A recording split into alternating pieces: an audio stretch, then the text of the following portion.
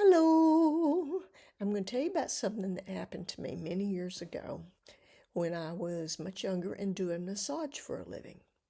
This guy calls up and inquires about a massage, and he wanted to know if he could get more than a massage. Well, now, I wasn't going to promise him something like that.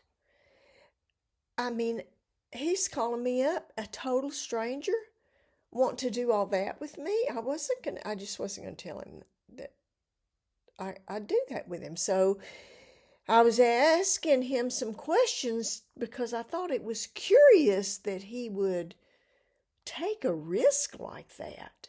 I mean, it seemed kind of stupid to me. I mean, if I was a police officer, I would arrest him on the spot. I'd say, sure, you can have anything you want.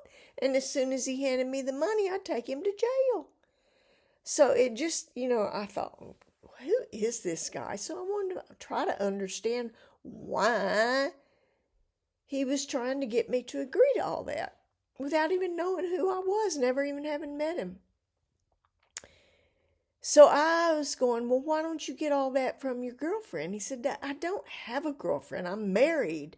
Well, that was even worse. And I said, well, why would I want to do all that with you if your wife doesn't want to do it with you? You must be terrible in bed. Oh, he said, you don't understand. He said, if I don't go out and get some strange every once in a while, I can't get it up for my wife, and she thinks I'm in love with somebody else and having an affair. Now, will you or will you not do more than a massage? Well, I wasn't going to take a chance on him being a cop and arresting me and throwing me in jail, and I didn't want to have sex with a total complete stranger that I'd never met before. So of course I wasn't going to agree to anything like that. So I just told him no, and we didn't do the massage. But I got it. There are some men who, if they don't step out on their wives and have a little hoochie-coo on the side and have fun, their wives think they're having an affair because they need to spice it up.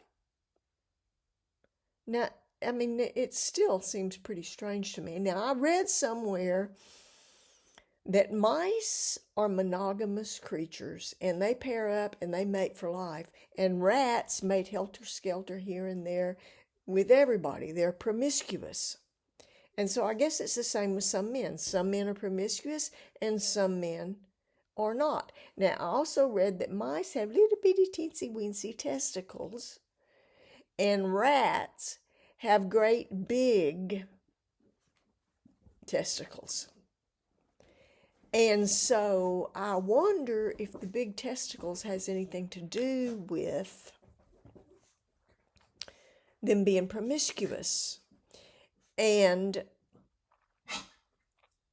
I don't know, it's just a hypothesis. Now, maybe a woman could make sure that she's going to have a man who's going to be faithful to her by marrying somebody who's got teensy-weensy little testicles. But I don't know, it's just hypothetical. Something for y'all to report back on. Have the guys who have messed around on you and been promiscuous, did they have large testicles or small testicles? My inquiring mind wants to know, so y'all let me know. Okay, thank you, bye.